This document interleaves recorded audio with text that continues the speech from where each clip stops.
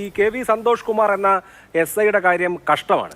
അപ്പോൾ അദ്ദേഹം എങ്ങനെയെങ്കിലും ഒന്നാമത് ഈ ചെറിയ കുട്ടികൾ ഞാൻ ഉദ്ദേശിക്കുന്നത് 10ാം ക്ലാസ്സിലും 11ാം ക്ലാസ്സിലും ഒക്കെ പഠിക്കുന്ന കുട്ടികൾ കൂടി ഉൾക്കൊള്ളുന്ന ഒരു സംഘർഷമാണ്. അതൊന്ന് സമാധാനപൂർവ്വം അവസാനിപ്പിക്കുക എന്ന ഉദ്യമത്തിൽ വല്ലാതെ കഷ്ടപ്പെട്ടു പോയ ആളാണ്.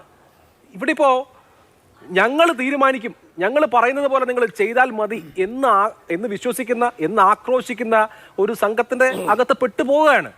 പിന്നെ അവരുടെ തല്ല് വാങ്ങുകയാണ്, അത് അനുഭവിക്കുകയാണ്. ഈ അവസ്ഥയാണ് ഇതുപോലൊരു പോലീസുകാരനെ നേരിടേണ്ടി വരുന്നത് എങ്കിൽ എത്രമാത്രം നല്ല നിലയ്ക്ക് ഇവിടെ പോലീസിങ് നടക്കും, ഉദ്യോഗസ്ഥർക്ക് എത്രമാത്രം എന്തെങ്കിലും ചെയ്യാനുള്ള ആത്മവിശ്വാസം ഉണ്ടാവും തുടങ്ങിയവയൊക്കെ പ്രശ്നമാണല്ലോ. അഭിലാഷ്, നമ്മുടെ കേരളത്തിലെ പോലീസിനെ സംബന്ധിച്ചിടത്തോളം ഈ രാജ്യത്തെ തന്നെ ഏറ്റവും മികച്ച സേനകളിൽ ഒന്നായിട്ട് പല കോണുകളിൽ നിന്ന് പലപ്പോഴായിട്ട് വിലയിരുത്തപ്പെട്ടൊരു സേനയാണ് കേരള പോലീസ്. അവർ ഭവ്യതയിലായാലും അനുസരണയിലായാലും വിശ്വാസ്യതയിലായാലും ബുദ്ധികൂർമ്മതയിലായാലും ധൈര്യത്തിലായാലും കാര്യക്ഷമതയിലായാലും ഒക്കെ വളരെ മാതൃകാപരമായ ഒരു ചിട്ടയായ പ്രവർത്തനങ്ങൾ കാഴ്ചവെച്ച് മുന്നോട്ട് പോയിരുന്നൊരു സേനയാണ്. അവരുടെ ആത്മവീര്യം തകർക്കുന്ന, അവരിൽ നിർഗുണത്വം അടിച്ചേൽപ്പിക്കുന്ന, അവരെ ഷണ്ഡന്മാരാക്കി നിശ്ചലരാക്കുന്ന തരത്തിലുള്ള സമീപനങ്ങൾ ഇവിടെ CPM ഈ 2021 ശേഷം വീണ്ടും അധികാരത്തിൽ വന്നതിനെ തുടർന്ന് നിരന്തരമായിട്ട് കേരളത്തിൽ നടത്തിക്കൊണ്ടിരിക്കുകയാണ്. അതിൻ്റെ വാർത്തകൾ ഈ സംസ്ഥാനത്തിൻ്റെ എല്ലാ കോണുകളിൽ നിന്നും, അത് പേട്ടയിൽ നിന്ന്, കഴക്കൂട്ടത്ത് നിന്ന്, പിന്നെ കുറവിലങ്ങാട്ട് നിന്ന്, കുറ്റ്യാടിയിൽ നിന്ന്, ചാലക്കുടിയിൽ നിന്ന്, മട്ടന്നൂരിൽ നിന്ന്, കളമശ്ശേരിയിൽ നിന്ന് എന്ന് വേണ്ട സംസ്ഥാന വ്യാപകമായിട്ട് ഇത്തരത്തിലുള്ള വാർത്തകൾ വരികയാണ്. ഇവിടെ എനിക്ക് ഇതിൻ്റെ പ്രേക്ഷകരോടായിട്ട് പറയാനുള്ളത്, നമ്മുടെ ഈ ആഭ്യന്തര ക്രമസമാധാനം, നിയമപാലനമൊക്കെ നിലനിർത്താൻ വേണ്ടി പോലീസിൻ്റെ കാക്കിയുടെ അന്തസ്സ്, അതിൻ്റെ ഒരു ആഭിജാത്യം, അതിൻ്റെ ഒരു ഗരിമ, അതൊക്കെ നിലനിർത്താൻ ബോധപൂർവമായൊരു ശ്രമങ്ങൾ സിവിൽ സൊസൈറ്റിയുടെ ഭാഗത്തുനിന്ന് വേണം.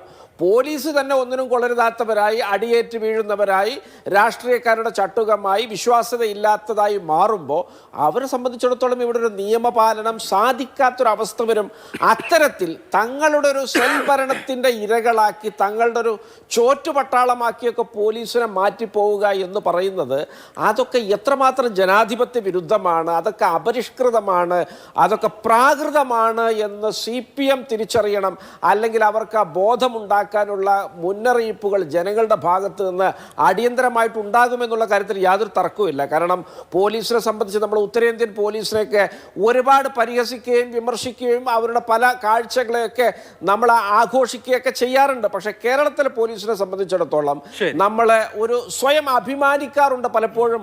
പല വീഴ്ചകൾക്കിടയിലും കേരള പോലീസിൻ്റെ കാര്യക്ഷമതയും അവരുടെ ഒരു നിഷ്പക്ഷതയൊക്കെ മുൻനിർത്തിയിട്ട്, എന്നാൽ അതിനെ സമ്പൂർണ്ണമായിട്ട് ഇല്ലായ്മ ചെയ്ത് ഒരുപക്ഷെ ഉത്തരേന്ത്യൻ പോലീസിനേക്കാൾ തരം താഴ്ന്ന നിലയിലേക്ക് കേരളത്തിലെ പോലീസിനെ അധപ്പതിപ്പിക്കുന്ന പ്രവർത്തനങ്ങളാണ് CPM-ഉം അവരുടെ ഈ ബഹുജന വർഗ സംഘടനകളും ഒക്കെ നടത്തിക്കൊണ്ടിരിക്കുന്നത്.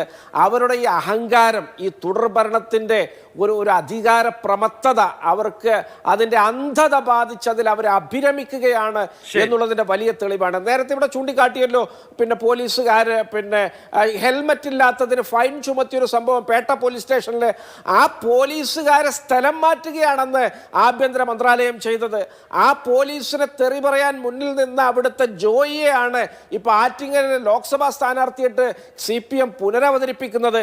ഇത്തരത്തിൽ ഏതെങ്കിലും ഒരു തരത്തിലൊരു മനസ്താപമോ പശ്ചാത്താപമോ പോലും ഇത്തരം വീഴ്ചകളിൽ പ്രകടിപ്പിക്കാതെ കുറ്റവാളികൾക്ക് സംരക്ഷണം നൽകി ഇവിടെ അഭിമാനക്ഷതം സംഭവിച്ച പോലീസിനെ വീണ്ടും ചവിട്ടി തേച്ച് ഞങ്ങളാണ് വലിയവർ, ആരുണ്ടടാ ഞങ്ങളെ ചെറുക്കാൻ എന്ന അഹങ്കാരത്തിൻ്റെ സ്വരം കേൾപ്പിച്ച് മുന്നോട്ട് പോകുന്ന CPM-നെ എന്തു ചെയ്യണമെന്ന് കേരളത്തിലെ ജനങ്ങൾ തീരുമാനിക്കും.